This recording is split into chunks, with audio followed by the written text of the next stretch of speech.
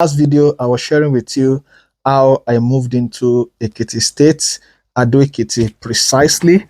And then I'd just written my first book at the time, published the first book, and then I started selling. That should be around April 13th of 2006. There, but that 2006 or 2007. I'm not sure if I'm precise right now. I think it should be 2007. So the journey began. I've learned, I've discovered my purpose, find a path that I want to follow. And then I started by writing a book and then releasing it out for people to read. I started selling them, taking them to churches, to different places, and all of that. And of course, Ado-Ekiti was a place of, was a starting point for me, thereabout. It was a starting point for me. I just felt, let me move into a city after I've prayed and God has given me direction to go to that city just to start my life afresh as a young man. I think I was just about 28 or thereabout, or 27. I can't remember how old I was, but then I was quite young. I wasn't married. I was just starting a life. Of course, I had gained admission into Ekiti State University. Then it was called University of Ado-Ekiti, for a part-time course, which is, of course, accounting. As at that time, school for me was one thing I wanted, but it wasn't that easy because it took me a long time to discover that accounting wasn't really something I wanted to do, really. So I had a lot of difficulty in my course as an accountant because the different courses we were taught in school was quite difficult for me. Most of them were calculation. I was dealing with taxation. I was dealing with financial accounting. I was dealing with, I can't remember those courses now. It's about 4 to 5 courses were calculations, and it was very tedious for me, But I struggled my way to finish that course, about a 3 years course and thereabout. And then I started doing a lot of things in Ado-Ekiti. I was publishing a newsletter. People started inviting me. I told you in my first video that I got an invitation to speak at Ekiti in a Winners Chapel.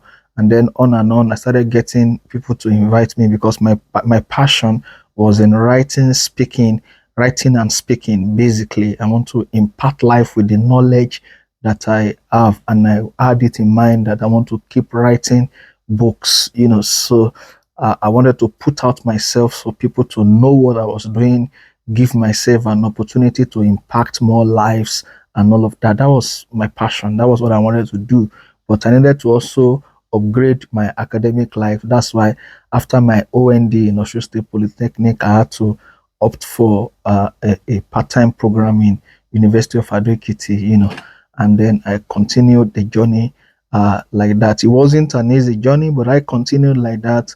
I remember that people started knowing me, because the newsletter I was producing, I titled it Catalyst, and it was just an A4 front and back. It was a funny like a bulletin, just like a bulletin that they distribute in church like that. So I did mine, and then I was giving it to churches. I distribute at eateries.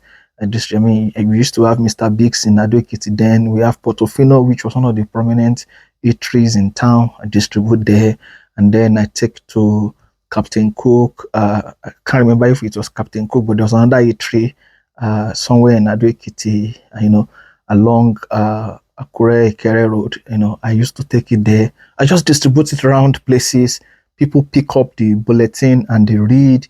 They see me and picture. They see my name. Some people will contact me. Where can we meet you? Where is your office?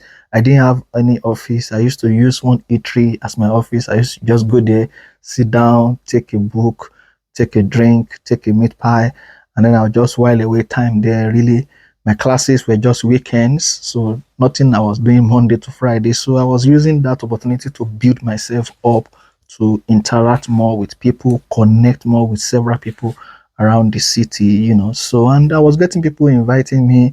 People were getting to know me. People were reading my bulletin. They were seeing my books. They were noticing me around. I was part of the RCF. People got to know me also there, and some of them were inviting me to their program somewhere in Lagos. I was going. That was how the journey began. And I remember at a point I had some challenges that should be in 2009 that led me out of Ado-Ekiti. I published a book and the book was not selling. I began to encounter, I called the book 10 times better. A very, very small book that time because I used to write small book pamphlet like that. I encountered a major problem that led me out of Ado-Ekiti. For 5 months, I was out of Ado-Ekiti. I left the city, packed my things, and ran back to Lagos for 5 good months. Ask me what happened that time. I'll share in my next video. I'll see you again. Thank you.